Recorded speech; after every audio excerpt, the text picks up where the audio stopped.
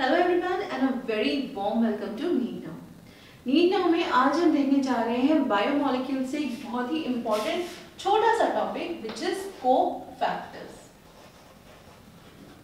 Cofactors होते क्या हैं, कोफैक्टर्स करते क्या हैं, इसके बारे में जानेंगे। उससे पहले चैनल को सब्सक्राइब कर लीजिए अगर अभी तक आपने नहीं किया है, और साथ ही साथ बेल आइकन प्रेस कर दीजिए ताकि जब भी नया कोई वीडियो आए आप तक नोटिफिकेशन आ जाए। हम सबको पता है कि एंजाइम्स जो होती हैं वो कोई ना कोई रिएक्शन जो है उसको कैटेलाइज करती हैं, कैटालिटिक होती हैं, यानी कि हेल्प करती हैं ब्रेक डाउन में, या जो भी कह लीजिए।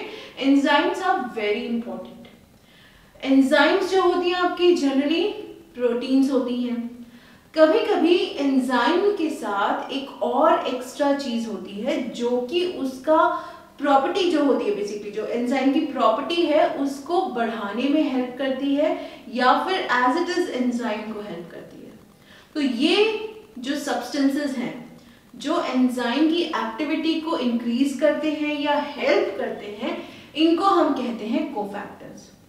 Enzymes basically without cofactors are known as apo enzymes, यानी कि अगर उनमें कोफैक्टर नहीं है तो उनको एपो एंजाइम्स कहते हैं। ये एपो एंजाइम्स में जब कोफैक्टर ऐड होता है तब उसकी जो भी प्रॉपर्टी है, कैटालिटिक एक्टिविटी कह लीजिए, वो तब दिखाई देगी। कोफैक्टर्स इतने इंपॉर्टेंट हैं कि अगर कोफैक्टर्स एब्सेंट होंगे तो एंजाइम का जो रोल है या एंजाइम का जो फंक्शन है वो कंप्लीट नहीं होगा, and hence cofactors are very important. अब अगर मैं बात करूं कोफैक्टर्स की, कोफैक्टर्स 3 टाइप के होते हैं। पहले हैं आपके प्रोस्थेटिक ग्रुप्स। प्रोस्थेटिक ग्रुप्स, ठीक है। प्रोस्थेटिक ग्रुप्स ऑर्गेनिक कंपाउंड्स होते हैं जो कि एपो एंजाइम्स को बहुत ज्यादा स्ट्रॉन्गली एक तरीके से कनेक्टेड होते हैं, अटैच्ड होते हैं। तो यहाँ पे जो है ये आर बहुत स्ट्रॉन्ग तरीके से आपकी एपो एंजाइम्स के साथ जुड़े होते हैं, और तभी इनका जो आपका फंक्शन है या जो भी एक तरीके से जो प्रॉपर्टी है वो विजिबल हो पाती है। जैसे कि पेरोक्सीडेजेस, कैटालेजेस के बारे में बात करें तो हाइड्रोजन पेरोक्साइड H2O2 को जब हम वाटर में और ऑक्सीजन में तोड़ते हैं, ठीक है, तो वहां पे आपकी जो एंजाइम्स हैं पेरोक्सीडेजेस, कैटालेजेस, उसमें जो हेम ग्रुप है ये आपका प्रोस्थेटिक ग्रुप होता है। देखिए जो एपो एंजाइम्स है बेसिकली वो सिर्फ एक प्रोटीन स्ट्रक्चर है, उसमें जो कोफैक्टर ऐड हो रहा है वो हेल्प कर रहा है। तो उसी तरीके से उसका जो पहला जो कोफैक्टर का टाइप है that is your prosthetic groups, strongly attached to the apo enzyme, बहुत उसी से जुड़े रहते हैं, ठीक है। जैसे यहाँ पे हमने देखा कि हाइड्रोजन पेरोक्साइड जब वाटर और ऑक्सीजन में ब्रेक डाउन होगा पेरोक्सीडेजेस और कैटालेजेस में, तो हेम ग्रुप जो है आपका that is your prosthetic group, ठीक है। ये हो गए पहले। सेकेंड है आपकी कोएंजाइम्स। फर्स्ट क्या था, prosthetic group, second is your coenzymes. Coenzymes और प्रोस्थेटिक ग्रुप्स जो हैं वो डिफरेंट कैसे हैं? ये मैंने कहा हमेशा अटैच है, ये ट्रांजिएंट है। ट्रांजिएंट है यानी ये अटैच नहीं रहते, जो आपकी एपो एंजाइम है उसके साथ जुड़े हुए नहीं रहते, they take part in the reaction. जो कैटालिसिस है उसमें पार्ट लेते हैं ये, और वहीं पे इनकी एक्टिविटी खत्म हो जाती है।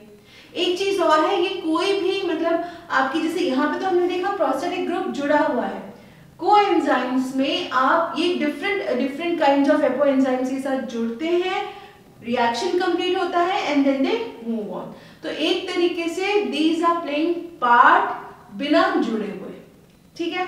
एक चीज यहाँ पे है कि मोस्ट ऑफ द टाइम्स जैसे कि आपकी NAD और NADP हो गई, ठीक है, एग्जाम्पल दे रही हूँ, मोस्ट ऑफ द टाइम जो कोएंजाइम्स होते हैं वो विटामिन्स होते हैं। क्या होते हैं? विटामिन्स। जैसे कि NAD और NADP में विटामिन या विटामिन नियासिन है आपका, ठीक है, तो इस तरीके से जो आपकी कोएंजाइम्स हैं they are also very important.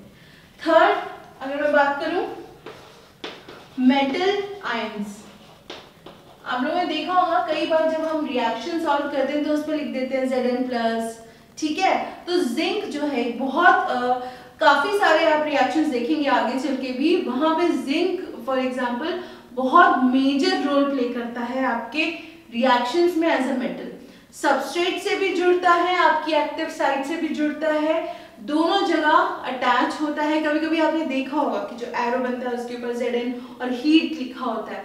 So metal ions जो हैं they are also very important type of cofactors and very important for apoenzymes also. दोनों से जुड़ते हैं, जैसे मैंने कहा कोऑर्डिनेट कंपाउंड्स हैं, कोऑर्डिनेटेड बॉन्ड के थ्रू आपके सबस्ट्रेट से भी जुड़ेगा, एक्टिव साइट से भी जुड़ेगा। तो दोनों जगह जुड़ के प्रॉपर तरीके से रिएक्शन कंप्लीट करवाते हैं। Cofactors as such are very important, क्योंकि उनके बिना जो एपोएंजाइम है वो एंजाइम के जो फंक्शंस हैं या प्रॉपर्टीज हैं वो कंप्लीट नहीं कर पाएंगे। So cofactors are critical, cofactors are very very important. ठीक है, छोटा सा टॉपिक है बट अगेन याद रहना चाहिए, और याद रहने के लिए फटाफट एनसीईआरटी खोलेंगे, पढ़ेंगे, नोट्स बनाएंगे एंड क्वेश्चन सॉल्व करेंगे, ताकि कॉन्सेप्ट एकदम अच्छे से क्लियर हो जाए और आपको याद रहे। ठीक है, सो फटाफट एनसीईआरटी निकालिए, पढ़ लीजिए, एक बार समझ लीजिए, फिर से क्वेश्चन सॉल्व करिए। कोई भी प्रॉब्लम आती है let us know in the comments और on the social media handles that are in the description. Keep studying, take care.